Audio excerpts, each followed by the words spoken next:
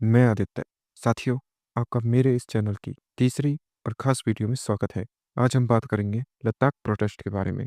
क्या ये foreign conspiracy थी या एक ऑर्गेनिक प्रोटेस्ट? तो चलिए शुरू करते हैं। बात है 2021 के लद्दाख प्रोटेस्ट की, जिसमें सोशल, पॉलिटिकल और रिलीजियस ग्रुप का कोइलेशन था, यानी कि लद्दाख के सारे सामाजिक, धार्मिक और राजनीतिक समूह इसका हिस्सा थे। और इसमें मुख्य थे ले अपेक्स बॉडी LAB और Kargil democratic alliance KDA।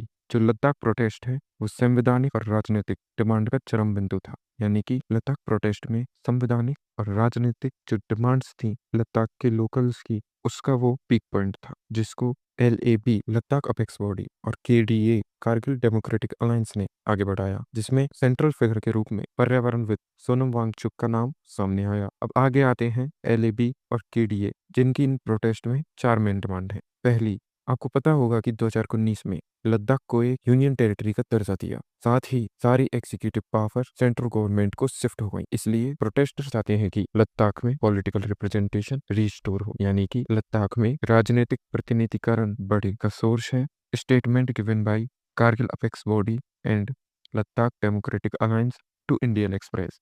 Second demand, दूसरी मांग, कि लद्दाख को संविधान के छठे शेड्यूल में डाला जाए, जिससे जो लद्दाख के मूल निवासी हैं उनको स्पेशल राइट्स यानी कि विशेष अधिकार मिलेंगे, और एग्जीक्यूटिव, लेजिस्लेटिव और न्यायिक शक्तियां लद्दाख के लोगों द्वारा चुने गए लोकल हेड्स को शिफ्ट हो जाएंगी।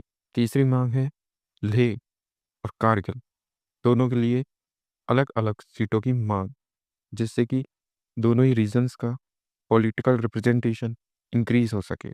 सोर्स है डेक्कन हेराल्ड और इंडियन एक्सप्रेस में दिए गए स्टेटमेंट KDA और LAB द्वारा।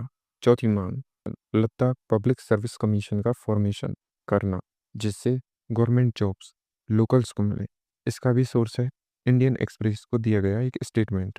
अब बात करते हैं सोनम वांगचुक और अभी हुए आंदोलन के बारे में। 2019 और उससे पहले तक सोनम वांगचुक की जो रेपुटेशन सिर्फ एक इनोवेटर और रिफॉर्मर या टीचर के रूप में थी, पर जनवरी 2019 में उन्होंने खारदुंगला पास पर भूख हड़ताल चालू की, क्लाइमेट चेंज के इम्पैक्ट और लद्दाख को 6 शेड्यूल में डालने को लेकर।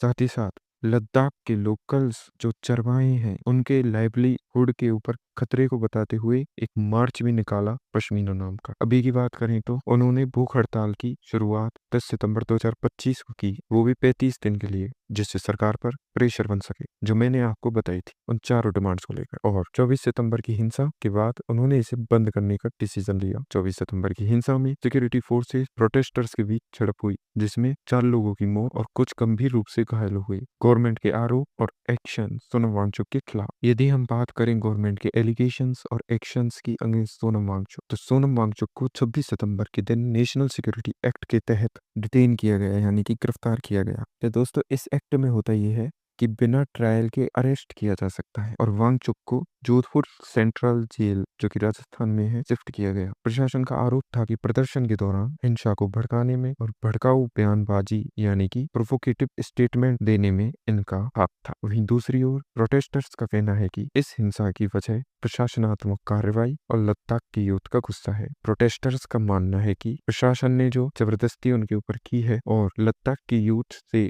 जो सरकार ने मौके छीने हैं, उसी से लद्दाख का यूथ गुस्सा है और उसी वजह से यह प्रोटेस्ट हुआ था। साथियों, वर्तमान स्थिति की बात करें तो वांगचुक के अरेस्ट होने के कारण लद्दाख अपेक्स बॉडी और कारगिल डेमोक्रेटिक अलायंस दोनों ही केंद्रीय गृह मंत्रालय के साथ शेड्यूल्ड मीटिंग्स को छोड़ चुके हैं, यानी कि पूर्व निर्धारित बातचीत से पीछे हट चुके हैं। उनकी मांग है कि वांगचुक को छोड़ना और प्रदर्शन में गिरफ्तार किए गए प्रदर्शनकारियों को छोड़ना, साथ ही साथ मामले की निष्पक्ष जांच कराना। यदि उनकी इन मांगों को सरकार मानेगी तभी डायलॉग यानी बातचीत चालू होगी। वहीं सोनम वांगचुक की पत्नी ने उनकी नेशनल सिक्योरिटी एक्ट के अंदर गिरफ्तारी को सुप्रीम कोर्ट में चुनौती दी है। दूसरी ओर सरकार हाई पावर कमेटी HPC द्वारा बातचीत करने पर जोर दे रही है और राज्य के दर्जे की और लद्दाख को 6 शेड्यूल में डालने की मांग को लेकर कड़े रुख में है। साथ ही हिंसाइयों के विरुद्ध सख्त कार्रवाई कर रही है। अब दोस्तों, इसकी फॉरेन कॉन्स्पिरेसी की बात करें तो मेरा पॉइंट ऑफ व्यू ये है कि 95% I think this protest is organic. Thank you so much for listening.